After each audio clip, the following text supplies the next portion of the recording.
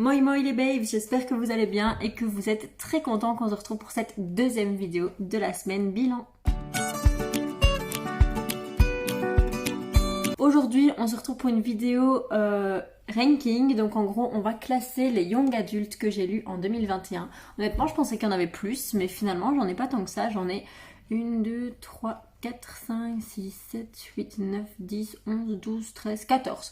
J'en ai lu 14 sur l'année. C'est fou parce que je pensais que c'était ce que je lisais le plus, mais apparemment non. Je vais vous présenter ce petit tableau. Donc vous voyez qu'il y a les 14 livres jeunes adultes que j'ai lus cette année, donc en 2021.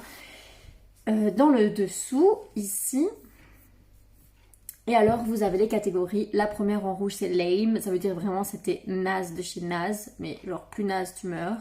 Not good enough, ça veut dire pas assez bien à mon goût, genre c'était pas naze mais c'était vraiment pas terrible. Ok, c'est genre, c'est ok, il est ni bien, ni pas bien, c'est genre, il est middle quoi. Quite good, c'est genre, c'est une bonne lecture. Et Amazing Babe, c'est une très bonne lecture. Genre, les coups de cœur vont dedans. Quoi. Donc, on va commencer tout ça. Ça va être une petite vidéo, hein, parce que comme je vous ai dit, il n'y en a que 14. Donc, forcément, ça va aller plus vite que ce que je pensais. Je vais juste me servir un petit coke.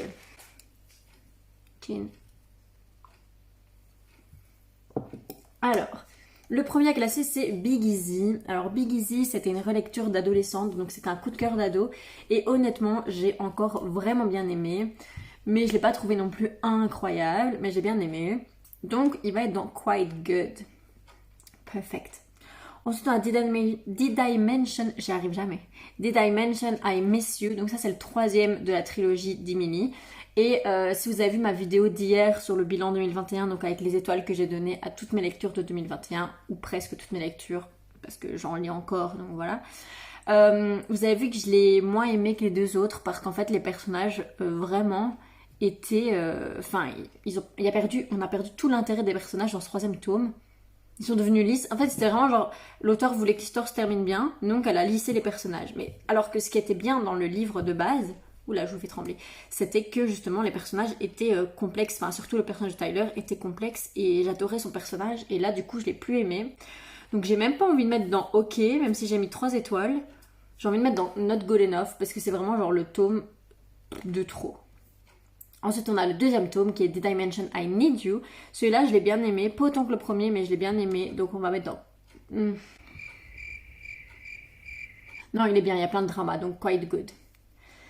Alors, Eden, fille de personne, j'avais bien aimé parce que j'avais bien aimé le thème et tout sur la réadoption aux États-Unis. C'était vraiment sympa comme thème. Enfin, sympa, on se comprend. Bah, sympa comme thème, mais c'était intéressant comme thème de mettre ça dans un livre jeunesse. C'est vraiment chouette. Par contre, j'ai trouvé l'histoire un peu trop lisse. Le personnage d'Eden, beaucoup trop lisse pour ce qu'elle a vécu dans sa vie, genre doux.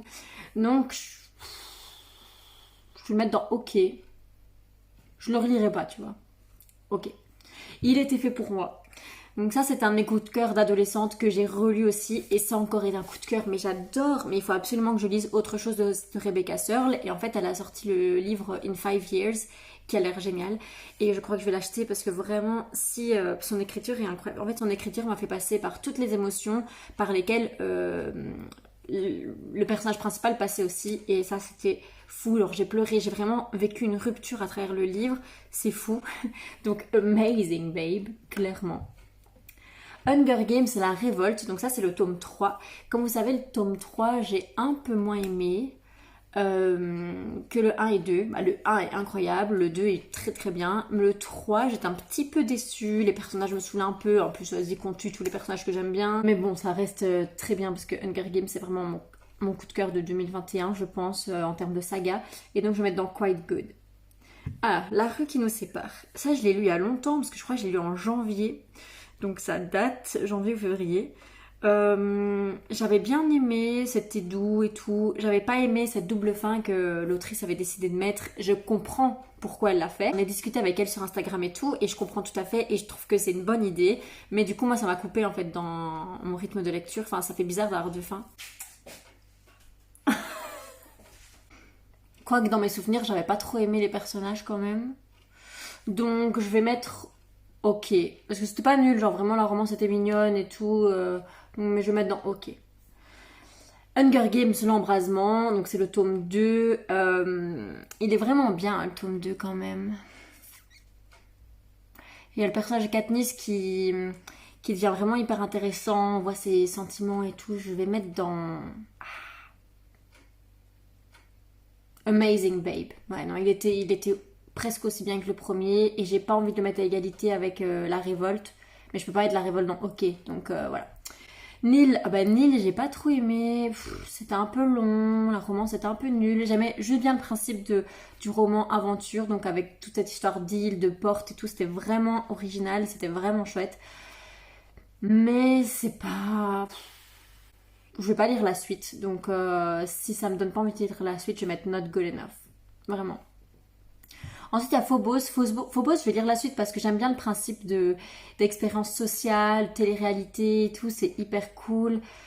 Victor Dixon, j'aime vraiment ce qu'il fait, c'est vraiment un auteur que j'adore. J'adorerais le rencontrer, tiens. Et mais ça n'a pas été un coup de cœur, donc je vais mettre dans Quite Good. The Good Girls. The Good Girls, il est vraiment incroyable. J'ai vraiment adoré. Je l'ai lu très vite. Je vais mettre Amazing Babe. Vraiment, Good Girl, il est super bien. Le tome 1 d'Hunger Games. Vraiment, qui se pose la question. Il est au-dessus même de tous les autres Amazing Babe. Mais Amazing Babe. Genre vraiment, il est génial.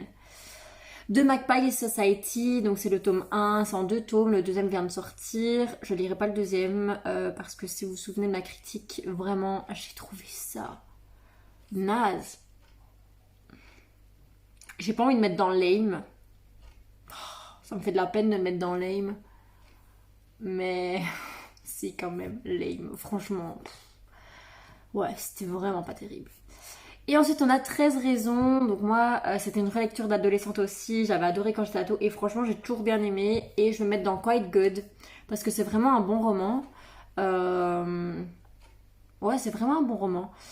Juste il a un peu il a été dénaturisé avec la série, dénaturé par la série, mais le livre est vraiment bien, le personnage de Clé est beaucoup mieux dans le livre que dans la série. Dans la série, il me saoule. Voilà pour le classement. Il y a quand même 4 dans Amazing Babe, 5 dans Quite Good, 2 dans OK, 2 dans Not Good Enough et 1 seul dans Lame. Donc mes lectures ont été assez bonnes quand même parce que je pars du principe qu'à partir du moment où c'est OK, c'est que franchement ça va. C'était pas une lecture dure que j'ai vraiment galéré à lire et tout. Donc pour moi ça va. Je vais sauver. J'espère que cette petite vidéo classement vous a plu. On en refera si ça vous plaît comme ça. De toute façon, il y en a une qui est prévue de toute façon pour cette semaine, mais pour autre chose.